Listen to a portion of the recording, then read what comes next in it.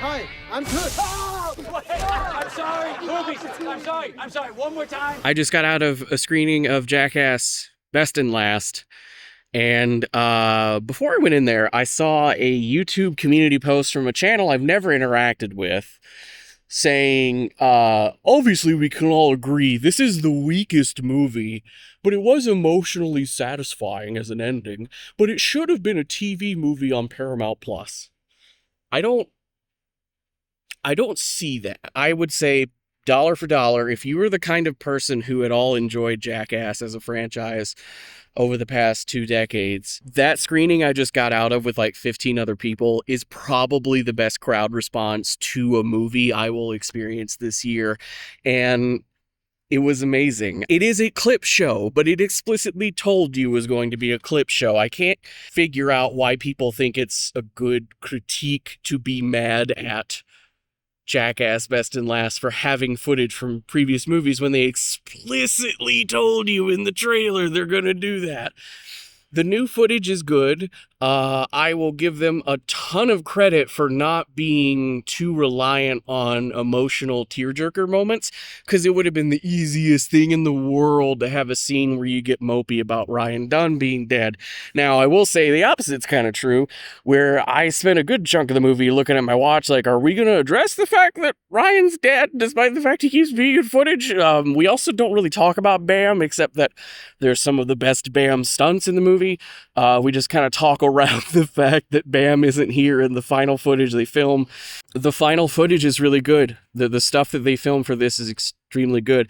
And it kind of is a movie that leaves me sad because this is the last one, and Jackass represents a lot of things. At least one person I follow in Blue Sky, I think, is working on an essay about the queerness of Jackass, even if all the, guys are straight. They bring such a untoxic masculinity and sort of openness around each other that is queer in its own way. It's wild because you watch footage from like 1999 and it's janky, and the equipment they've got, it barely works. And then you watch footage filmed now, and like the robot character they have walking around with him, who's funny, by the way. I was really worried it was going to be like an AI thing, but it's hilarious.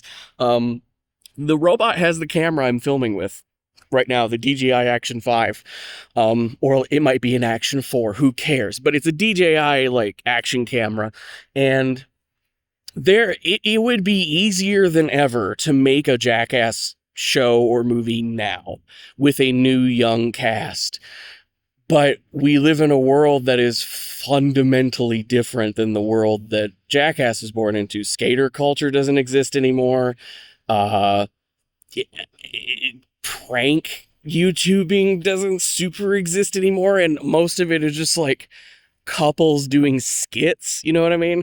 It was a very different world that they started making Jackass in. And honestly, like the base guy fall down, get hit in dick is funny comedy is something that we kind of need. I mean, cut to the footage of Werner Herzog talking about Honey Boo Boo. I think that genuinely applies here to why the poet must not close his eyes, avert his eyes. You have to know in which world you are living. You see everything. Know, yes. Yeah. Jackass is important and is entertaining.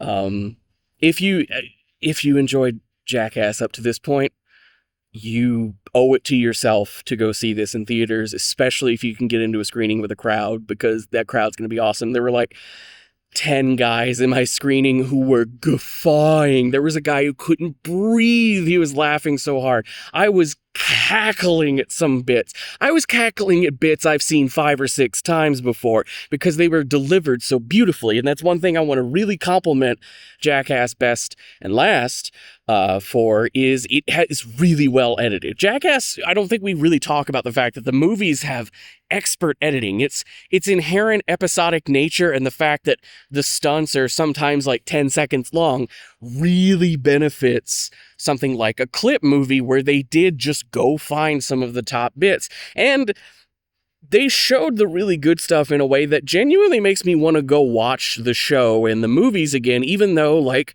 some of the best bits are in that movie. I, as somebody who has seen a fair amount of Jackass, know there's a lot of really good stunts they didn't put in the movie.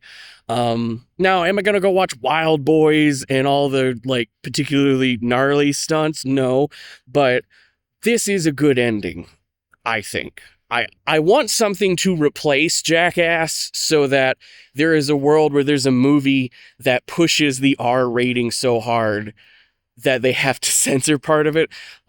This movie accidentally betrays just how nonsensical the sort of approach to nudity in movies is for R ratings, because there's a stunt, and this isn't even a stunt. It literally is just having Pontius jump over a high bar while naked, but he flings his dick around a little bit before he does it. There is a bug in my eye. This is great. This is my Jackass stunt.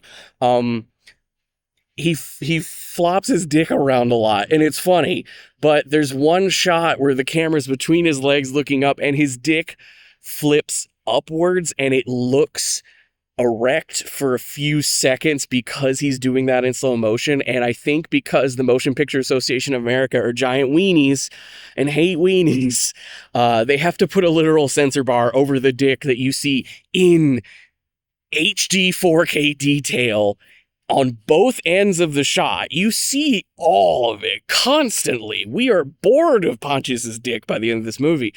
But because it's lined up a certain way, the MPAA would have made it X-rated. A movie where a guy shits himself is fine for R rating right up until a penis is straight for a couple of frames.